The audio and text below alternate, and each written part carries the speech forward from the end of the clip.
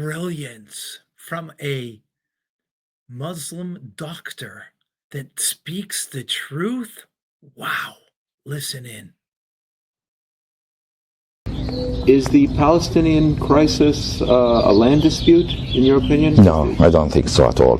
It's a religious issue, and I asked one.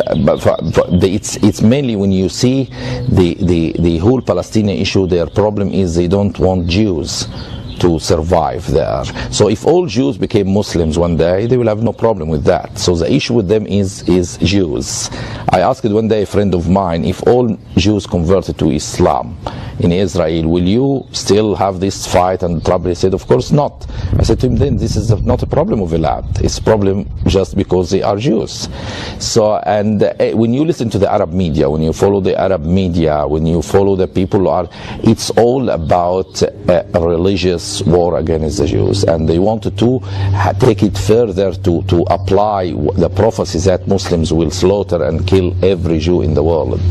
This is one of the prophecies in some book called Al-Bukhari. It's not in the Quran, but it's in a book called Al-Bukhari that's well respected by many Muslims as a source of hadith book for the words of Prophet Muhammad. And there is this, what they dream about is to fulfill this prophecy of killing every Jew there.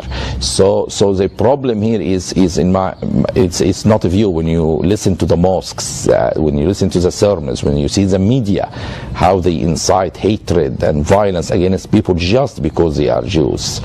So you will realize that it's not a land dispute. And what if America pushes Israel to concede land and to establish? This will encourage the jihadists more and more in their path. In fact, America should do the opposite. When the jihadists attacked America in September 11, they wanted to see these concessions happening. And if you showed them concessions, they will just attack you again. As when you were weak in 1998 and you didn't respond strongly enough against the attack on your embassies in Kenya and Tanzania, they attacked you again, and it was stronger. But when you went very hard on them, they haven't attacked you for years, and because they are afraid of you. So the jihadist mind is a different mind. You have to show them that what they want to achieve, they are getting the opposite. So if they are expecting you to do pressure on Israel, for example, to do concessions to them, then in fact you do the opposite of this, and this will give them a lesson. Don't attack us again, because we will not surrender to you, and we will do the opposite of what you want. So they feel they are losing, not gaining by their attacks. This is the message that you have to convey to them, and so to change their mind and to make them think twice before attacking you again or trying to attack you. Wow, this is so on the money, as they say. Wow, it's a religious war, not against even Israelis, against every Jew. Because if we become Muslims believing in Islam, they'll be happy. They've won the battle. And of course, then they'll go on to the next battle. Hey, this reminds me of the Crusades.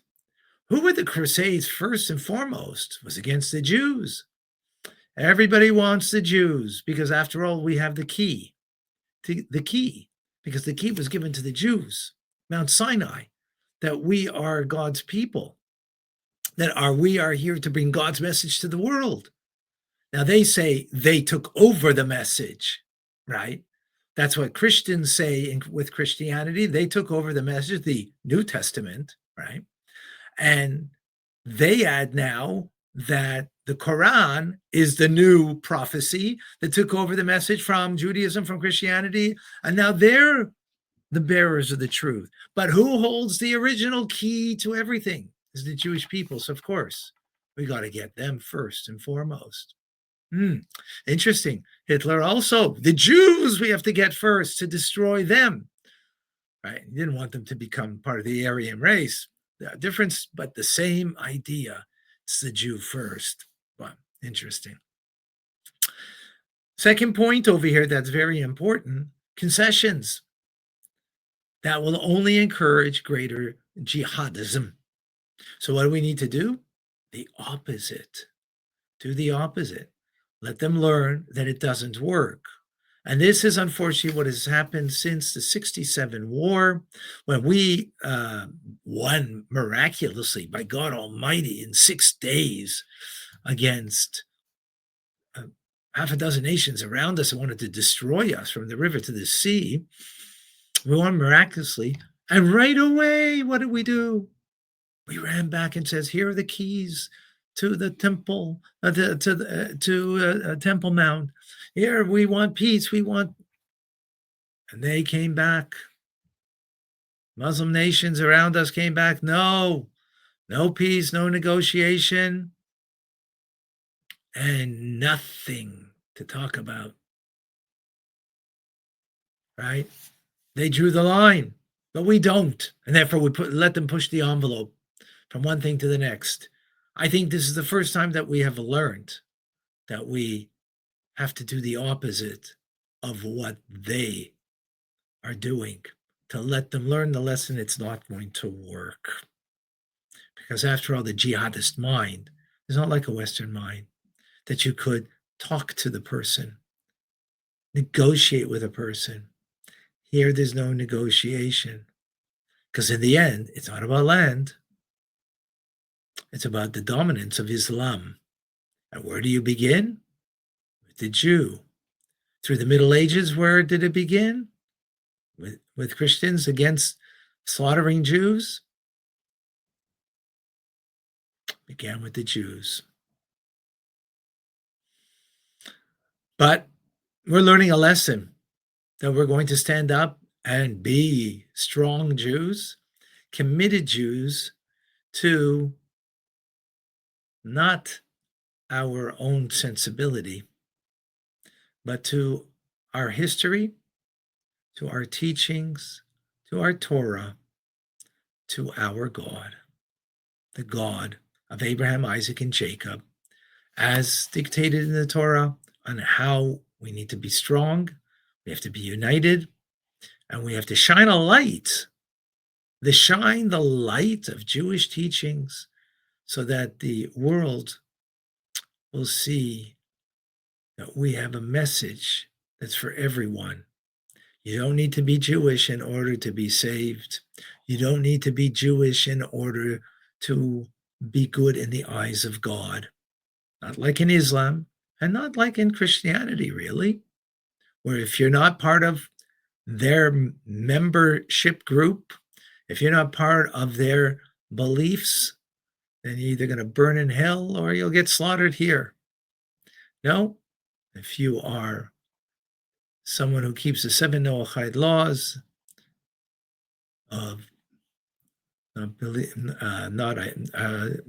serving idolatry, not the blasphemy of God, not to murder, not to steal, not to commit inappropriate sexual relations, to have set up courts of justice, and not to be cruel to animals as dictated in the Torah, flesh from a live animal,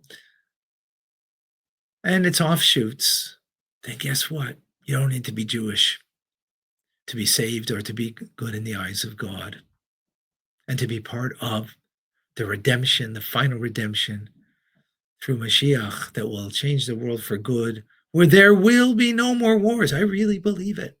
There won't be wars. There won't be greed. There'll be plenty of food for everyone, where we will be engaged in goodness and kindness. We'll be engaged in perceiving the oneness of God in the world, in our activity. We will all get along, not just peaceably, but divinely. So let's all engage in this together and learn. Let's learn together, Tanya. Daily, I give a class. Please join me.